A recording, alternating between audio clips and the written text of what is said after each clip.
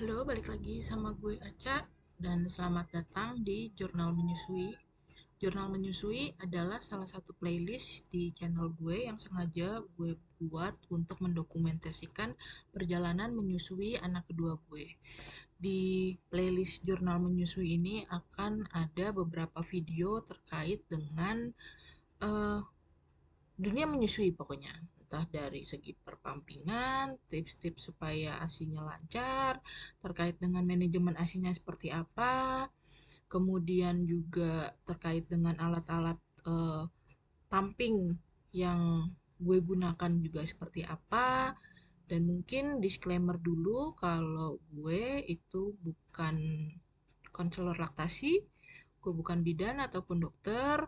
Semua yang ada di jurnal menyusui ini murni gue dapatkan ilmunya dari kelas-kelas parenting yang gue ikuti dan juga dari pengalaman gue ketika menyusui anak pertama gue yang kemudian gue terapkan juga di anak kedua gue ini.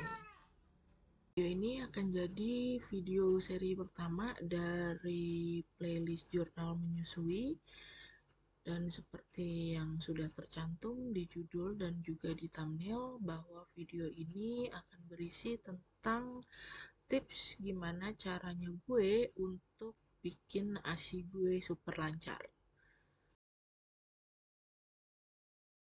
Yang pertama adalah langsung menyusui sesegera mungkin setelah kita bersalin.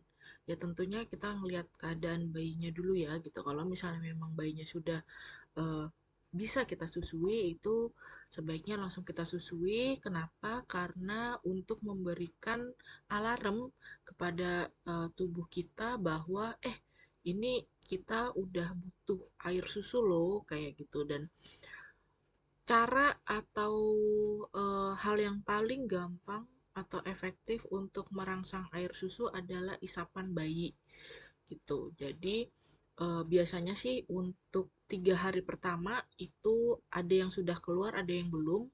Di gue sendiri, gue 2 kali melahirkan.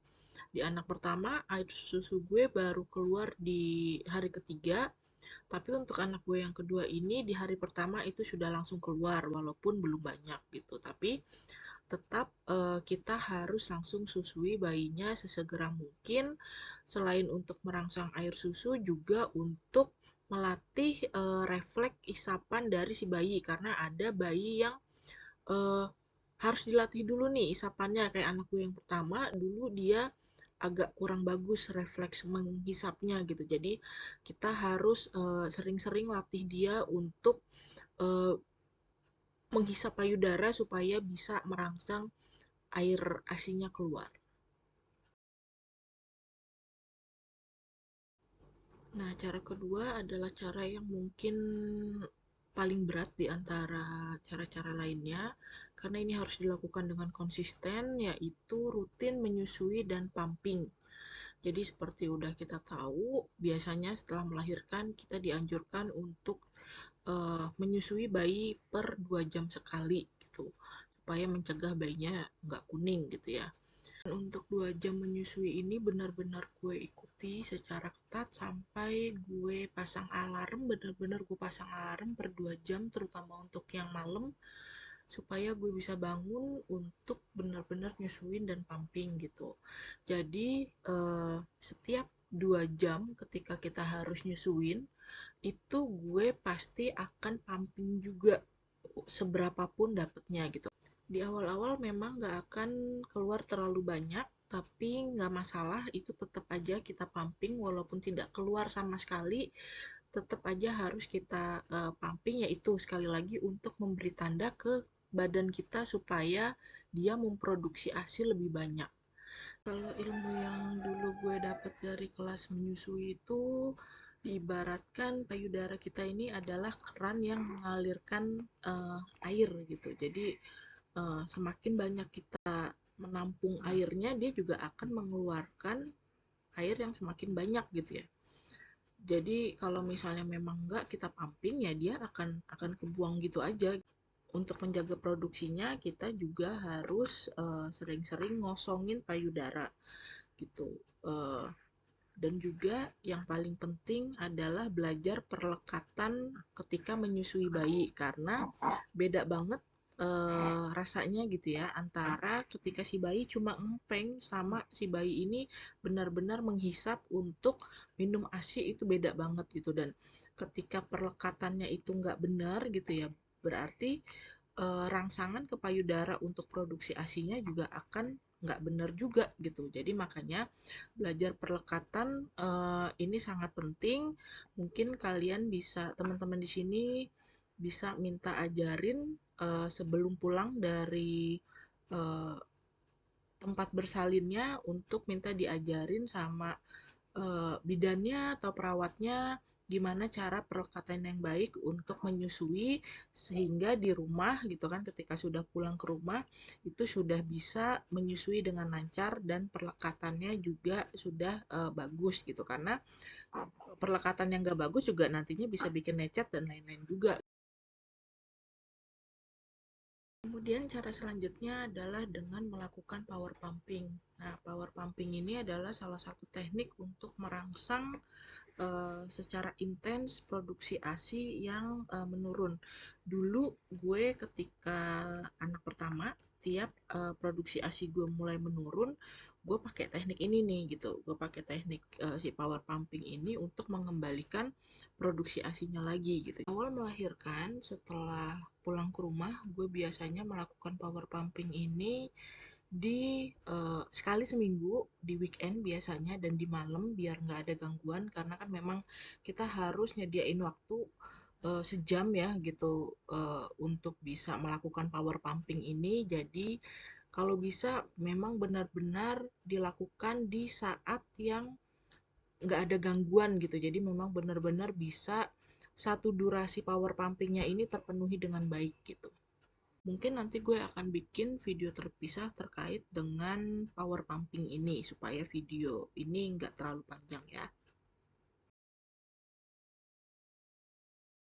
Setelah melahirkan, gue juga melakukan pijat laktasi. Nah, biasanya di beberapa rumah sakit ataupun klinik bersalin itu sudah menawarkan paket persalinan beserta dengan pijat laktasi setelah melahirkan. Jadi sebelum pulang itu biasanya kita selain diberikan edukasi tentang menyusui dan lain-lain, kita juga diberikan layanan pijat laktasi untuk memperlancar produksi ASI kita. Kita tetap bisa melakukan pijat laktasi misal sebulan sekali gitu kan, panggil bidan, atau kita bisa datang ke fasilitas yang memang menyediakan layanan pijat laktasi. Karena pijat laktasi ini buat gue lumayan membantu gitu kan, terutama untuk mengatasi benjolan-benjolan yang sering muncul ketika kita pumping tapi nggak tuntas gitu, nggak benar-benar kosong. Itu kadang suka muncul benjolan-benjolan kecil gitu ya, kayak batu-batu kecil gitu di payudara, dan itu bisa dihilangkan salah satunya adalah dengan pijat laktasi ini. Kita juga bisa melakukan pijat oksitosin, banyak banget caranya. Bisa lihat di YouTube, bisa minta tolong Pak suami untuk pijitin kita gitu kan, pijat oksitosin ini. Belajar ke klinik-klinik bersalin sama bidan juga bisa gitu kan, tapi di YouTube juga ada kok gitu. Pijat oksitosin ini lumayan ngebantu juga untuk mengeluarkan hormon-hormon bahagia yang ikut membantu lancarnya produksi ASI kita gitu. Jadi kalau gue sih melakukan pijat oksitosin ini minta tolong suami, terutama ketika gue melakukan power pumping gitu. Jadi benar-benar biar benar-benar maksimal lah power pumpingnya, itu gue blend dengan sebelumnya pijat oksitosin.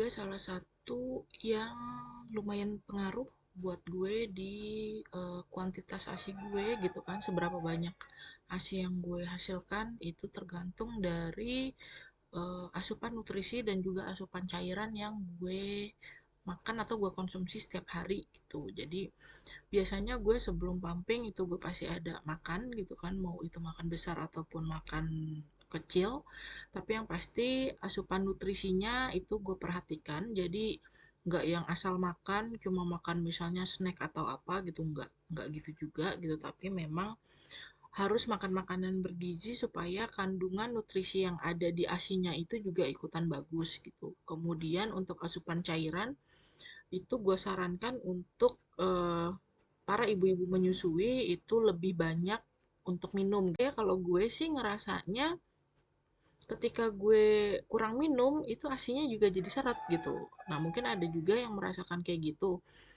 Jadi gue mengakalinya dengan minum lebih banyak gitu kan. Gue pakai botol minum yang ada takarannya. Gue mewajibkan diri gue sendiri untuk minum minimal 3 liter sehari. Terakhir tapi paling penting adalah ibu menyusui itu harus selalu happy.